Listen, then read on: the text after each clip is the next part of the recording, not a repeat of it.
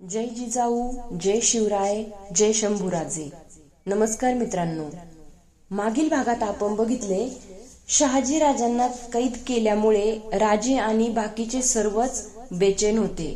राजांनी मन शांत करण्यासाठी आळंदीला जावं असं मासाहेबांना विचारून ते आळंदीला आले. तेथे त्यांना तुकाराम महाराजांची गाठ पडली. तुकाराम महाराजांसोबत भोजन करून ते पुन्हा पुण्याला निघाले. आता बघूयात पुढे. आळंदीहून राजे पुण्याला आले. दिवेलागण झाली होती. लाल महालात प्रवेश करीत असता त्यांची नजर वाड्याच्या प्रथम चौकाच्या दारात उभ्या असलेल्या जिजाबाईंच्याकडे गेली. पायावर पाणी घेऊन राजे सदर पायऱ्या चढून गेले. जिजाबाईंच्या पाया पडले. आशीर्वाद देऊन जिजाबाई म्हणाल्या, राजे, तुमच्या पुढचं अहमदाबादेचा खलिता आला. खरंच? राजे आनंदित होऊन उद्गारले. आशीर्वाद खोटा ठरायचा नाही. कुणाचा आशीर्वाद? मासाहेब, तुम्ही आळंदीला आला असता तर फार बरं झालं असतं. आळंदीला तुकाराम महाराजांचं दर्शन घडलं. खरं? जिजाबाई हात जोडीत म्हणाल्या. हो ना, त्या थोड्या सहवासात आम्ही खूप शिकलो. आमचा अहंकार नाहीसा झाला. सम्राटांदेखील त्यांच्या समोर लाजावं अशी त्यांची योग्यता. सकाळपासून उपाशी असाल, चला. नाही मासाहेब, आमचं पोट अगदी भरलं. आम्हाला तुकाराम महाराजांनी ठेवून घेतलं. घराघरातून आलेल्या भाजी भाकरीचा प्रसाद सर्वांना मिळाला. इतकं रुचकर भोजन आम्ही आजवर केलं नाही. नशीबवान आहात. मासाहेब, आम्हाला महाराजांनी जवळ बसवून घेतलं. संकट दूर होईल म्हणून आशीर्वाद दिला. आम्ही फडात जाऊन येतो. खलिता वाचायचा आहे. राजांनी 2 पावले टाकली. ते तसेच वळले. चेहरा शर्मिंदा झाला होता. जिजाबाईंच्या जवळ जात राजे म्हणाले, क्षमा मासाहेब, आमच्या ध्यानी आलं नाही. आम्ही जेवलो नाही असं वाटून तुम्हीही अद्याप उपाशीच असाल. प्रथम जेवू. जिजाबाई हसल्या. शिवबा, तुम्ही फडात जाऊन या. रात्र झाली आहे. थोड्या वेळानं जेवलं म्हणून बिघडणार नाही. खरंच जा. राजे फडात गेले. राजांच्या हाती शाही खलिता देण्यात आला. राजांनी अधीरपणे खलिता उघडला. राजे वाचित होते. चेहऱ्यावर समाधान विलसत होते. मुरादने लिहिले होते, तुम्ही खातर जमेचे पत्र आल्यानंतर हुरूप येतो म्हणून लिहिले.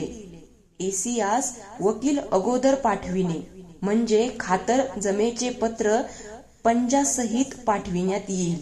राजांचा आणि मुरादचा पत्रव्यवहार सुरू झाला. आदिलशाहीला ही वार्ता समजताच अर्धांगाने आजारी असलेला शहा काळजीत पडला. मोगलांचे वैर पत्करणे आदिलशहाला शक्य नव्हते. त्यातच मुरादकडून शहाजीला पत्र गेले. पत्र दडपणे विजापूर सुलतानाला शक्य नव्हते, कारण सम्राटाचे पत्र होते. मुरादने लिहिले होते, तुमचे पत्र शिवाजी यांनी अर्जदास्त हुजूर येण्याविषयी पाठविली ती पावली. पेशजीच्या गोष्टी मनात न आणता तुमची मोकळी करण्याविषयी लिहिले. तुम्हाकरिता पोशाख पाठविला आहे. हा घेऊन आपणावर पूर्ण लोभ आहे असे मनात आणावे.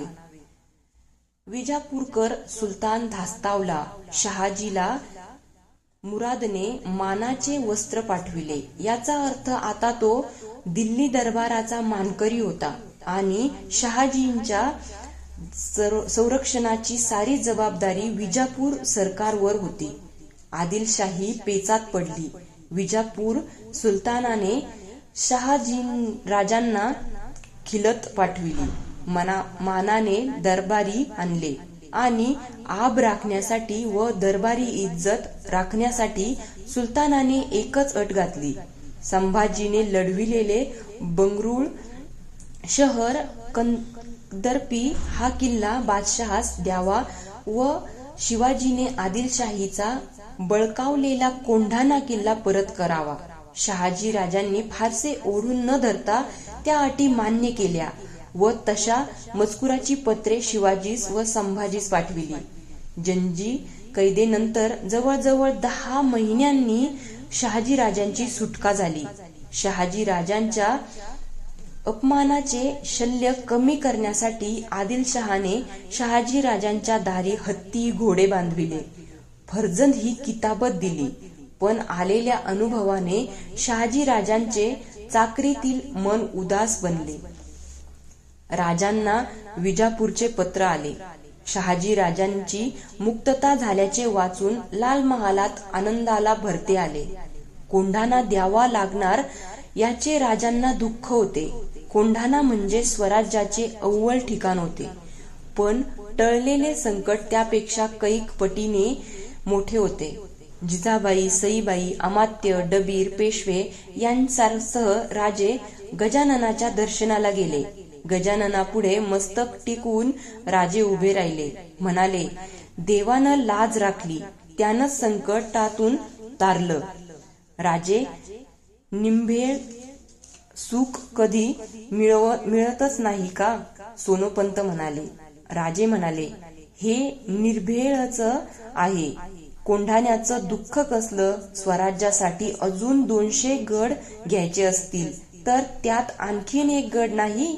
हा कोंढाणा परत घेता येईल. असले 56 कोंढाणे महाराज साहेबांच्या वरून ओवाळून टाकले तरी त्याची खंत आम्हाला वाटणार नाही. देवदर्शन आटोपून वाड्यात येत असता जिजाबाईंनी आज्ञा केली, अमात्य, आज गजाननाच्या मंदिरावर दीपोत्सव करा. आम्ही नवस बोललो होतो. रात्र झाली आणि गजाननाचे शिखर लक्ष दीपात उजळून निघाले. रात्री झोपण्याआधी राजे जिजाबाईंच्या दर्शनाला गेले.